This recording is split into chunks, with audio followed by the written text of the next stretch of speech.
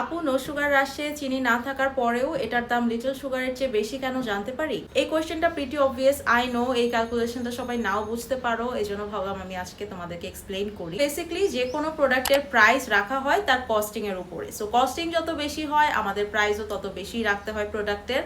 নাও যদি আমি সিম্পল ক্যালকুলেশনে বলি, চিনির দাম পার কেজিতে অনেক কম। 1 কেজি চিনির দাম আই থিঙ্ক 115 থেকে 120 টাকা ম্যাক্স, যেখানে ভালো কোয়ালিটির ইম্পোর্টেড কফির প্রাইস হয় 2200 থেকে 2800 টাকা পর্যন্ত। বাংলাদেশে কফিটা এখনো লাক্সারি গুডস এর মধ্যে পড়ে। সো বাংলাদেশে যখন আমরা কফিটা ইম্পোর্ট করছি, তার ট্যাক্সেশন এন্ড শিপমেন্ট কস্ট অনেক বেশি থাকে, যার কারণে কফির পার কেজির প্রাইস অন্যান্য অনেক কান্ট্রির চেয়ে বাংলাদেশে বেশি। আমাদের little sugar and no sugar দুইটাতেই কমন ইনগ্রিডিয়েন্টস হচ্ছে গিয়ে coffee, powder milk and creamer. Little সুগারে জাস্ট এক্সট্রা করে চিনি অ্যাড হয়। সো 200 গ্রামের এই জারে আমাদের 20 to 30% সুগার থাকে।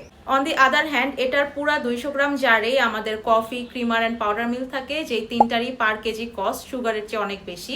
এই জন্যই নো সুগার রাশের কস্টিংটা বেশি হয় 200 গ্রামের জন্য, এন্ড লিটল সুগারের কস্টিংটা একটু কম হয়। সো আই হোপ এই ভিডিও থেকে তোমরা ক্লিয়ারলি বুঝতে পারবে যে কেন আমাদের লিটল সুগার প্লিজের চেয়ে নো সুগার রাশের প্রাইস 50 টাকা বেশি।